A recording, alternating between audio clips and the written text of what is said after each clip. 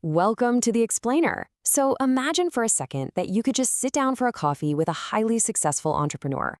Someone who has built absolute empires, weathered crazy economic storms, and consistently come out on top. And no, you don't have to buy their overpriced $1,000 masterclass to do it. What if we could just extract 30 years of hard-earned business secrets and distill them into a really structured, actionable guide? Well, that is exactly what we're going to do today. Whether you're trying to get your very first business off the ground, maybe growing a side hustle, or just mapping out your own path to financial freedom, we're going to unlock 11 absolutely vital lessons from the entrepreneur's blueprint. Our goal is simple. We want to save you from years of costly rookie mistakes by showing you the actual framework for success. Okay, so let's dive right in. The core question we would all ask a seasoned mentor is pretty straightforward. What are the biggest business lessons you've learned in the last 30 years? Now, the answers you usually get to this kind of question sound like these big, abstract truths. Things like be resilient or just work hard. But look, we aren't here for vague advice today. We're going to distill these broad truths down into a highly practical journey, and we'll apply them to the real-world, everyday problems that stop so many aspiring business owners dead in their tracks. To map all of this out logically, we're going to break the entrepreneur's life cycle down into 5 distinct phases. Phase 1, starting. Phase 2, selling. Phase 3, stumbling. Phase 4, scaling. And finally, Phase 5, sustaining. Let's get to it. Starting with Phase 1, starting. And specifically, we're looking at how to solve real problems. To really bring this to life, imagine an aspiring entrepreneur. Let's call her Sarah. And she dreams of launching this fantastic independent coffee shop. She's got the passion, she's got the savings, but she hasn't actually opened her doors yet. Why? Well, she's stuck waiting for the perfect idea.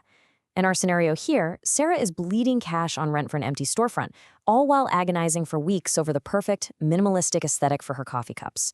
She literally hasn't brewed a single cup of coffee for a paying customer because she's totally paralyzed by this need for everything to be absolutely flawless from day one. But here's the thing. Successful entrepreneurs know something radically different. You learn by doing.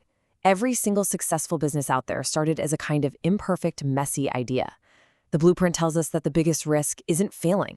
The biggest risk is never starting at all. So if you're stuck in Sarah's shoes, you need to go unlock those doors and start serving coffee today, even if the cups are totally blank. You simply have to start before you feel fully ready.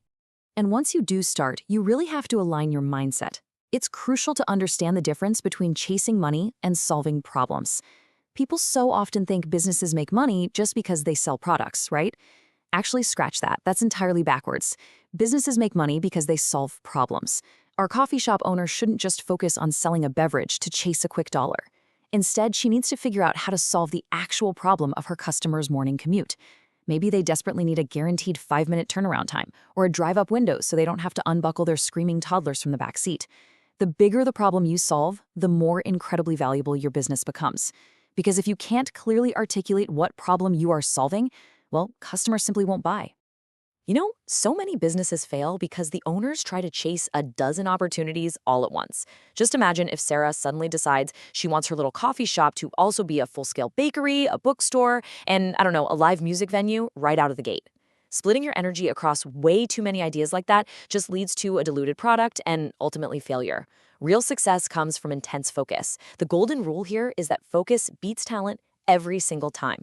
You must choose one thing, like making the absolute best, undeniable cup of espresso in your entire neighborhood, and do it exceptionally well before you even entertain the idea of expanding.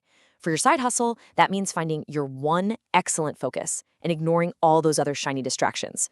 All right, moving right along to Phase 2, selling. This phase is really all about building trust and building your networks. Let's shift gears and look at a struggling freelance graphic designer. His business is officially open, his gorgeous portfolio is online, but he's just sitting by his phone, totally unable to get actual clients. Why? Well, our freelancer hates sales. And honestly, who doesn't kind of dread putting themselves out there? It's a super common hurdle. But the reality is, sales is the whole shebang. Every business depends on it. Having the best design service in the world means literally nothing if nobody knows you exist. But here's the reframing. Sales is not about aggressively pushing products on people. It's just about learning to clearly communicate your value and delivering quality. You're selling your vision, your ideas, and you have to do that by building trust first. This brings us to a massively important point. A trusted brand can survive mistakes. A dishonest brand cannot. Look, people buy from people they trust, and trust is built through everyday consistency. If our freelancer completely drops the ball and misses a deadline, he absolutely shouldn't make up some elaborate fake story about a broken hard drive. He needs to do what he says he's going to do and be completely brutally honest when things go wrong. That kind of integrity is the absolute rock-solid foundation of long-term business survival. And that trust definitely extends to how you build your network. Because, as the old saying goes, your network really is your net worth. Massive success almost never happens in a vacuum. Every single opportunity you get will come through other people.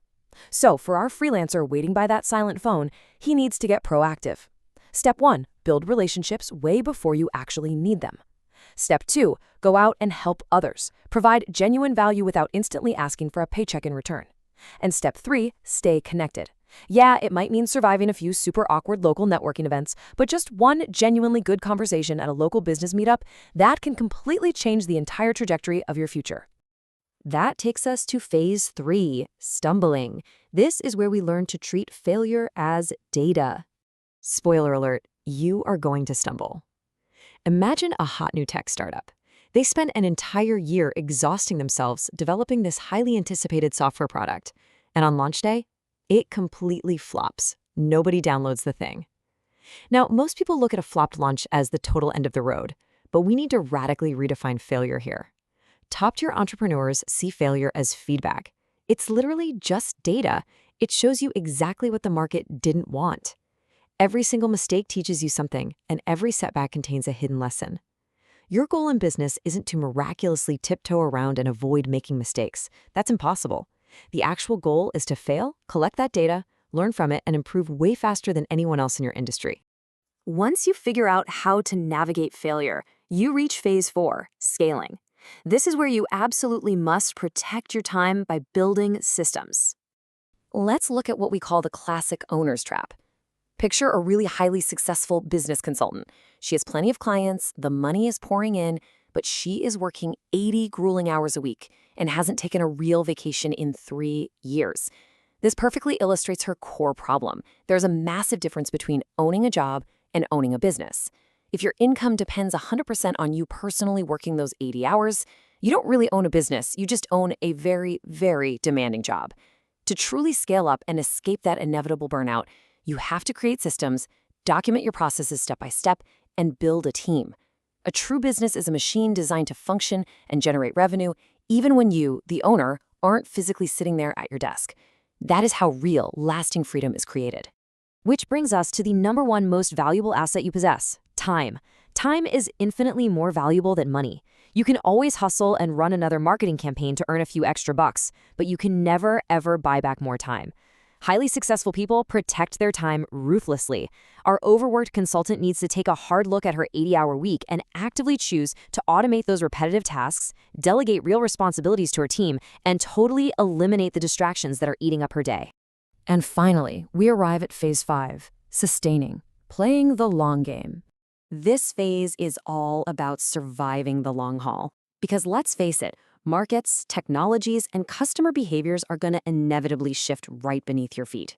What works brilliantly today is definitely not guaranteed to work tomorrow.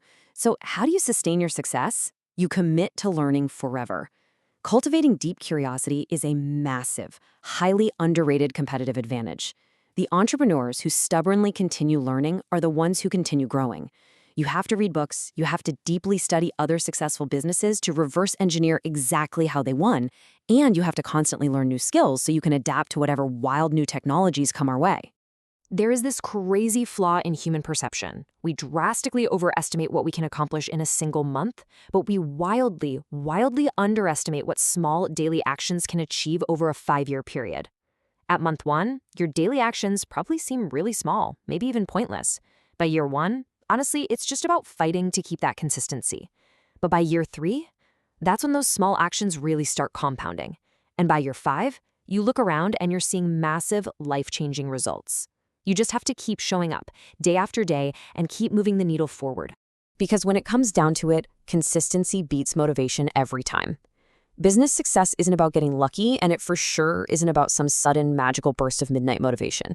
It is just about systematically solving real problems, creating genuine value, building trust, and staying consistent long enough to actually let those compounding results kick in. The sad truth is, most people simply throw in the towel and quit way too early before that compounding ever takes effect. So I want to leave you with this final kind of provocative thought from the blueprint.